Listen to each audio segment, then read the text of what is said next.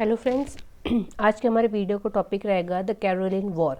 मैंने इससे पहले जो वीडियो बनाई थी जिसमें 100 ईयर वॉर्स के बारे में बताया था, जिसके 3 फेजेस होते हैं। फर्स्ट फेज़ की मैंने वीडियो डाल दी थी, ये रहेगा हमारा सेकेंड फेज़। तो चलिए इसको स्टार्ट करते हैं।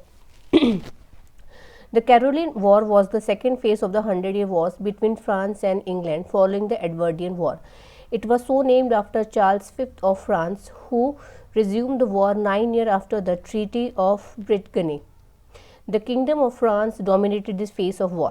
तो इस वॉर का नाम चार्ल्स के फिफ्थ के नाम पर दिया गया था, जैसे एडवर्ड का नाम एडवर्डियन वॉर पर था। इसमें 9 ईयर जो उन्होंने ट्रीटी साइन की थी, उसके 9 साल बाद ये वाला वॉर शुरू हुआ था, कैरोलिन। इसमें एडवर्ड फिफ्थ ने चार्ल्स फिफ्थ ने एडवर्ड थर्ड के सन प्रिंस एडवर्ड के साथ लड़ाई में हिस्सा लिया था। The pretext for the new encounter between the warring kingdoms came from the summon send by Charles fifth demanding Edward's presence in Paris. अब ये उसने उसको समन भेजा कि तुम पेरिस में आके मेरे को मिलो। अब ये क्यों हुआ, ये हम आपको अभी बताएंगे कि उसने क्यों समन भेजा। Edward's refusal to comply with the France demand led Charles to turn to war as the only means to resolve the dispute.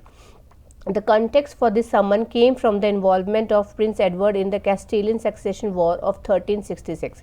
Edward's support of King Peter, also known as Pedro the Cruel, led to the severe dent in his finances. Therefore, when he returned with his army of Aquitaine, Edward had to find a way to pay off the debt he had incurred during the Castilian campaign. तो ये चीज़ समन क्यों हुई, जब Edward का जो supporter था king Peter, उसका बहुत सारा उधार देना बाकी था, एडवर्ड को देना था। अब उसने क्या किया, उसने टैक्सेस लगाने शुरू कर दिए। जो पहला आता है हर्थ टैक्स। हर्थ का ही मतलब होता है fire places, the place near या फ्लोर ऑफ फायर प्लेसेस। तो ऐसा उसने अपना पैसा बढ़ाने के लिए कि ताकि वो उसका डेप्ट उसको चुका दे। लेकिन जैसे हमको पता है, unsurprising the resident were far from happy with this arrangement and the lord of Albret who had accompanied Edward during the war deemed the tax illegitimate. He was not alone in his sentiments, and thus a small coalition of lords and city officials banded together and appealed to King Charles V to support them in the refusal of the tax. तो इन लोगों ने मिल के एक coalition बनाया जिसमें वो लोग इस टैक्स के खिलाफ जाना चाह रहे थे। This result in a summon being sent to Edward. इसीलिए चार्ल्स ने एडवर्ड को समन भेजा। वो समन में माना नहीं, इसलिए उन दोनों के बीच में कैरोलिन वॉर दैट इज वो शुरू हो चुका था। तो अब आगे होता क्या है कि with Edward outrage by this suggestion no amount of discussion could see in this summon reach an amicable solution. अब इसका तो कोई सॉल्यूशन उनको मिल नहीं रहा था। With no agreement possible, Charles declare war and the two kingdom entered into the second war phase of the fighting, जैसे मैंने आपको बता दिया। In the context of renewed hostilities, Charles V commanded a more favorable position than his English competitor, as England this time suffered from a lack of leadership, with King Edward III now too old and his son, the Black Prince, suffering from ill health. To make matter worse, England had also lost one of its most celebrated military leader and statesman, Sir John Chandos, in a skirmish on New Year's Day. तो England को एक और loss हुआ कि उनका जो बहुत अच्छा मिलिट्री लीडर था, जो बहुत अच्छी लड़ाइयाँ लड़ता था, उसकी एक बैटल में उसकी डेथ हो जाती है। His influences and military expertise has proved invaluable, as an English knight was believed to have a fundamental contributor to the success of Princeton Poitiers. His death dealt a severe blow to the English, while the French were motivated by their desire to reverse the unfavorable element of the Treaty of Brittany. तो France को फायदा हो गया कि उनका एक तो military officer खत्म। One of the first military encounter in the second phase of the conflicts came in the town of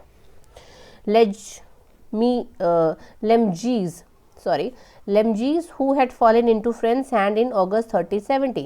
Under the leadership of Edward, the Black Prince, on the 9th September, he and his army laid siege to the town, managing to take by it force, leading to the slaughter of thousands of residents, and siege left much destruction and bloodshed in its wake, leaving a permanent impact on the industry for which Lemges was most well known enamelling. तो जो पहला encounter हुआ, जो पहली लड़ाई थी, उसमें उन्होंने क्या किया, उनको चारों तरफ से घेर लिया और उनका सारा खाना पीना बंद कर दिया।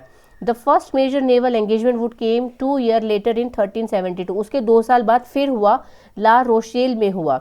Up until now, the English had been able to maintain command of the sea, but unfortunately for King Edward, this was all about to change when an English fleet heading toward Aquitaine with supplies were destroyed by the fleet of Franco-Castilian ship। अब उनको दूसरा नुकसान हुआ कि उनके ships को भी वो लोग खराब कर रहे थे जहाँ से उनका राशन पानी आता था, और ख़राब करने का वही सेम तरीका कि उनकी 20 शिप्स को कैस्टेलियन लोगों ने खराब कर दिया। By spraying oil on the deck of the ship before firing flaming arrows into their target in order to ignite the English fleet, जलाकर खाक।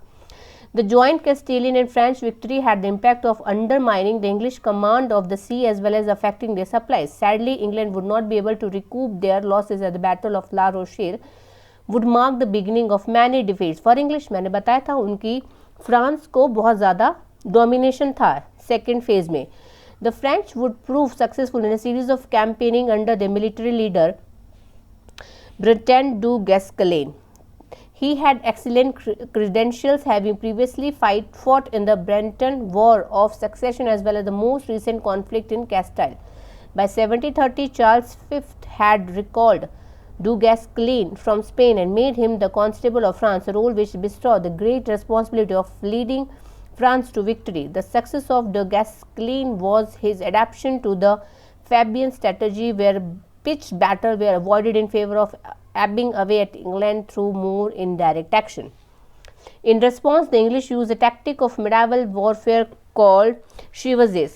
chevauchés में उन्होंने इंग्लिश वालों ने ये वाला यूज़ किया कि हम उनको चारों तरफ से घेर लेंगे, उनकी जो मिलिट्री है एक्सपीडिशन है उसको जला देंगे, प्लीजिंग टेरिटरी उनको नुकसान पहुंचाएंगे, रैदर एंगेजिंग इन सेजेस।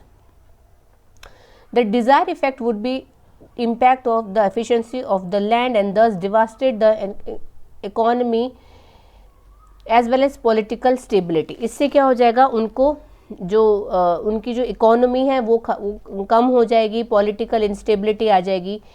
तो 1373 में John of Gaunt who would lead the great chevauchés, the English army would launch their expedition in Calais, which marked the beginning of long and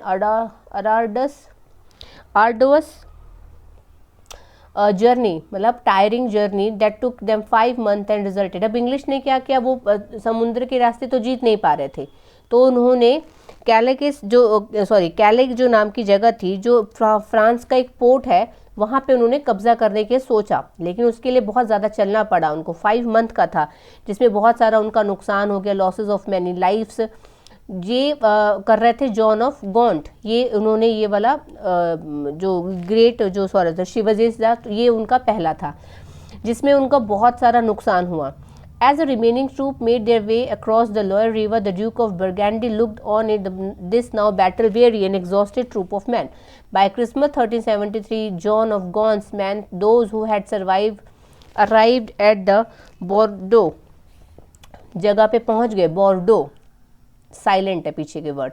half starve with many casualties and even loss of armoury since it had been too much for them to carry. The great chevauchés had proven to be failure, leading to disappointment back home in England. Again England को फिर से नुकसान हुआ।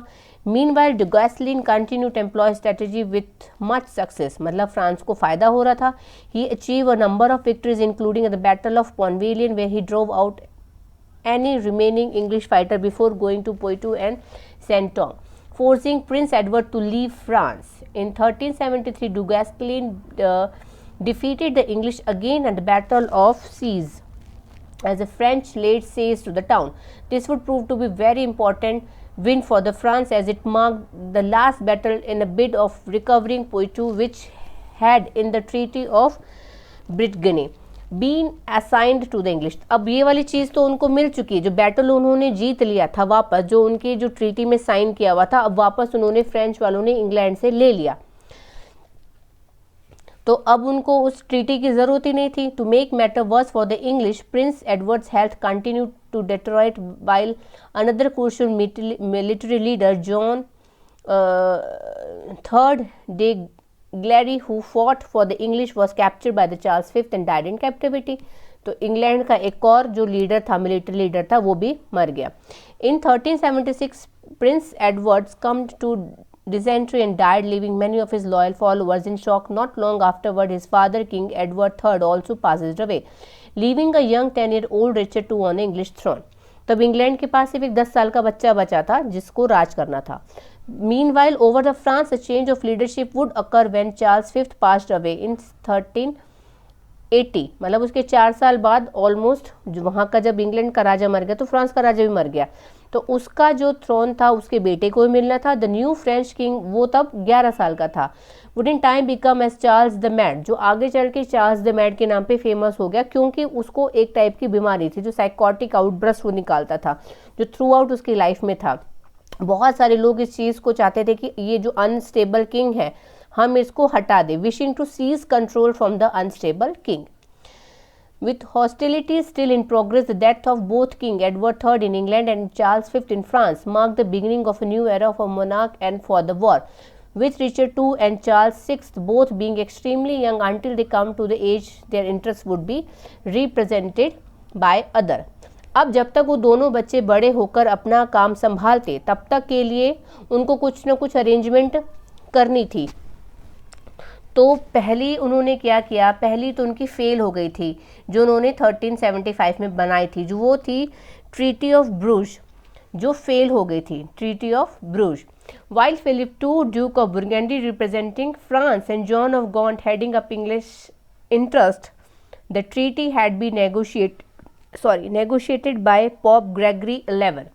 Sadly, such peace talk didn't come to fruition as the sovereignty of Aquitaine proved an insurmountable obstacle। तो दूसरी भी उनकी नहीं हुई, लेकिन by 1377 hostilities looked set to continue as it would take another decade before a truce would finally bring to an end to the conflict। तो on 18 July 1389, Charles VI made peace with the Richard II, cemented by the Truce of Lolingham, which agreed on a 27-year armistice between the two kingdoms, with much of the agreement benefiting the France, both still had much to lose। तो ये जो truce of लॉलिंघम है ये उन दोनों ने किया था जिसमें फ्रांस को ज़्यादा फ़ायदा हो रहा था, लेकिन इंग्लैंड तो ऑलरेडी बहुत फाइनेंशियल रूइंस उसने देख लिया था, फ्रांस ने बहुत सारा नुकसान देखा था, जो उनका जो मेंटल, जो वहाँ के राजा की जो मेंटल हेल्थ थी, तो इन सब को देखते हुए उन्होंने लास्ट में 18 को जुलाई 13 को एक पीस साइन कर लिया, जो 27 ईयर और आगे चलने वाला था, जो हमारा नेक्स्ट वीडियो में हमको पता चलेगा, जो इसका जो लास्ट फेस है द लैंसेस्टेरियन वॉर करके। The incentive to abate by the term exiting for both the party, and despite some sustainable disagreement over the statute of Aquitaine, the ending of war served both their interests। The truce of 1389 would insinuate a period of peace for the next 13 year, and armistice that would be cut short for 1402 by resumed hostilities over the lingering issue of Aquitaine। As England and France entered the final phase of war, only one would prove victorious। तो obvious है जब दो देश लड़ाइयाँ करेंगे तो किसी एक को ही जीतना है। खैर ये तो हो गया यहाँ तक का सेकेंड फेज का। जो नीचे बोल्ड लेटर्स में मैंने लिखा है ये बहुत ज़्यादा शॉर्ट करके लिखा है, जिसमें आप अगर आप कोई क्वेश्चन अटेंड कर रहे हैं या शॉर्ट क्वेश्चन है या आपको नहीं लिखना इतना ज़्यादा, तो आप ये वाला भी लिख सकते हैं। इसमें ज़्यादा डिटेल कुछ नहीं, बहुत शॉर्ट करके मैंने ये लिखा हुआ है। तो आई होप आपको ये वीडियो समझ में आई होगी, पसंद आई होगी। इसी सीरीज़ की जो लास्ट होगी वो मैं आपको बहुत जल्दी दूंगी। तो आई होप आपको ये वीडियो पसंद आई होगी। Thank you.